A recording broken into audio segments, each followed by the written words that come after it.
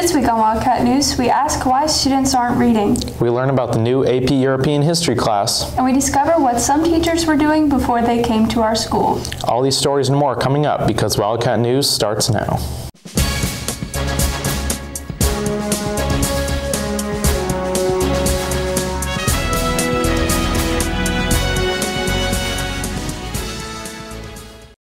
Good morning, West Johnston. I'm Mason Butcher. And I'm Hannah Creech.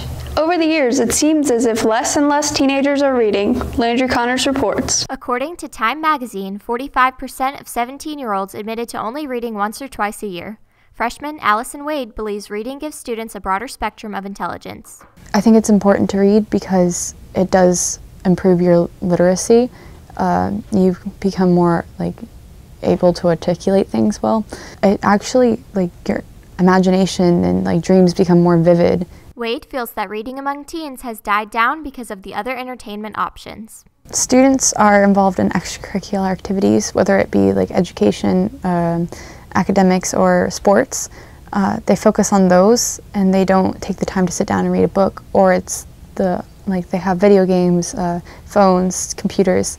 And I love my phone just as much as anybody else, but I also love reading because it's so much better than just staring at a phone all the time. Media coordinator Yvette Davis admits that reading can sometimes feel like a strenuous task. We thrust reading on you as an academic requirement, and so there are things about that exercise that make it sort of a chore, and it's unpalatable and you don't really want to do it. But I think when you grow older, you realize, oh my gosh, I really like to read. So I think there's an ebb and flow to our reading habits. Davis explains the benefits and joys of reading. We look for ourselves, we kind of get an identity reset in books. When we read, we find characters we identify with, and we seek out people who look and feel like us so that we can maybe discover that we're not alone. And sometimes we don't always find that in our social environment, but we find those people in books, and we learn a lot about ourselves and how to move through life in those books. I'm Landry Connors, Wildcat News. Thanks, Landry. There's a new AP class offered this semester. Miranda Bean reports. AP European History is a new course being offered to seniors this semester. It focuses on the history of Europe from the late Middle Ages up until around 2015, the time of Brexit, and near to what's going on today. Teacher Colleen Bonner feels humbled about being asked by students to teach the AP class. I had a group of students come into my classroom. It was Evan Brinkley kind of led them in, and they came in one day and I thought they were trying to do a fundraiser, and I told them I had no money. And they came in and they asked about would I be willing to teach an AP course, and I said, well, I can't just pick to choose to teach an AP course. And I went to Miss Finch, and she said, just get me the numbers of kids that are interested in it. And I had about almost 30 kids sign up for it. Senior Evan Brinkley is one of the students in AP European History and helped to get the class started. Me and a few of my friends really wanted to have another history AP class for senior year, since we had already taken AP Gov our sophomore year.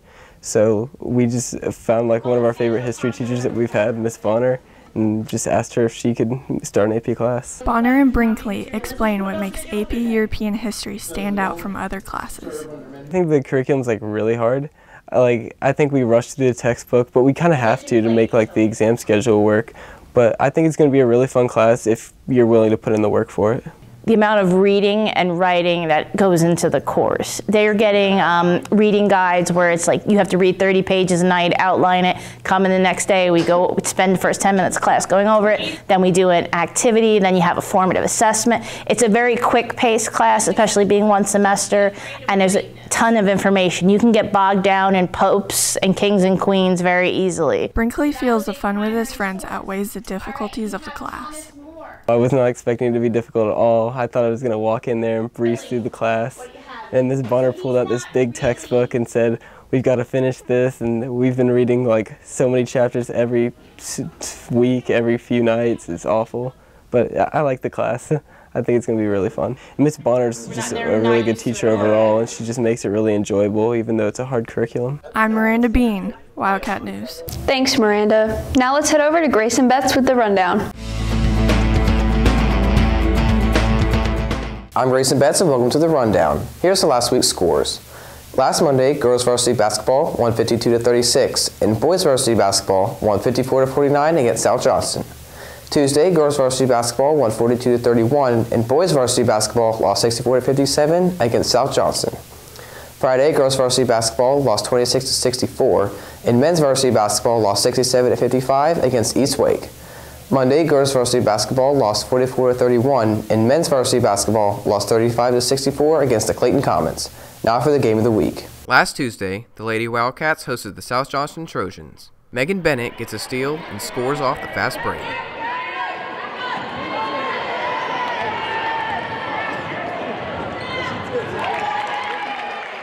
Savannah Kraft gets an offensive rebound and gets the putback for the and one.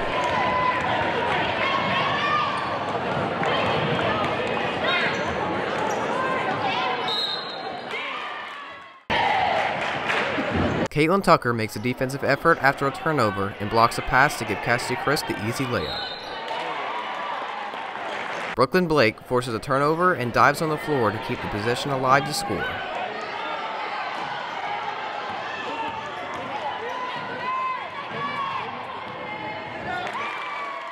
The Wildcats beat the Trojans 42-31.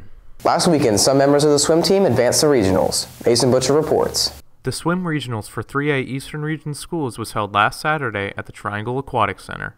Sophomores Cameron Pottinger and Michael Pettit are both satisfied with the outcome of the meet. I didn't do my best in one of my events, but in the other two I did do well. And I'm really proud of everybody else and how they performed during the regional meet, especially because some people had never been to regionals before, and even I haven't been to regionals, and so it's really cool to see how everybody adapted to the new situation. I know one of our relays got second, and our individuals did pretty well, so I'm very happy with that.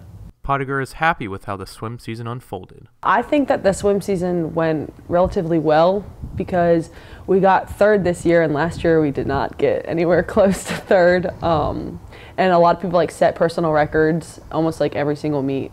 Pettit thinks this season was good, but next year will be even better. It went really well for a lot of us, especially sophomores or juniors coming back.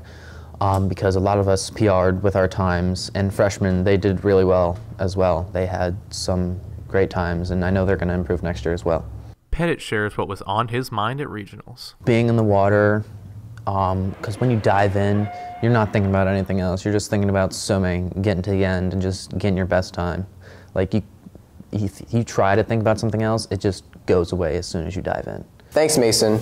Tomorrow, swim is away and basketball is home. Friday and Saturday, swim is away. Monday, basketball is away, and Wednesday, spring sports tryouts begin. I'm Grayson Betts, and that's your week's rundown. Thanks, Grayson. Emma Pollard sat down with some of our teachers to find out what they're doing before their job here.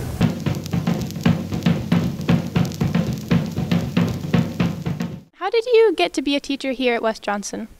Well, after college, I did a variety of jobs. I was a hostess for a few years. I bounced at a couple of clubs in Wilmington. I volunteered a lot, and that's because I needed to get as much experience in different fields to really find my passion, and I really enjoyed science, so I figured teaching was the next step.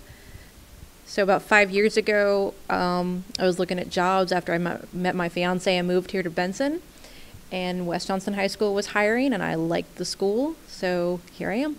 I joined the Army right out of high school. Matter of fact, I was still in high school when I joined, and went initially into electronics and repair with communication.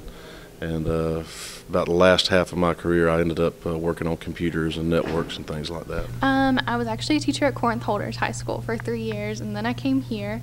Right when I graduated, I actually substituted a little bit in the summertime. But I always wanted to be a math teacher, so I didn't really do anything besides that. Before I was a teacher here, I was a teacher in Florida, and then I was a teacher in Hawaii.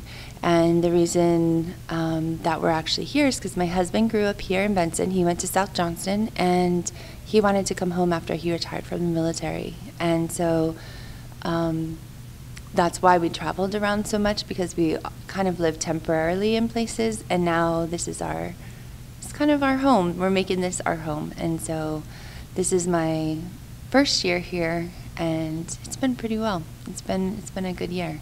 Well, that's all for us this week. If you have any comments, questions, or story leads, email us at wjstudentmedia@gmail.com or send us a tweet at wjstudentmedia.